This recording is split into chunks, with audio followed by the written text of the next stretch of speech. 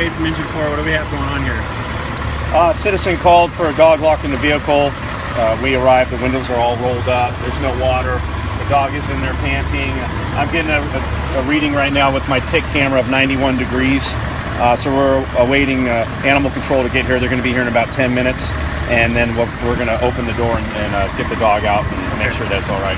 Our protocol say anything above 90, right? Yes. Okay, but it's never a good idea to leave a dog locked in a vehicle on a warm day.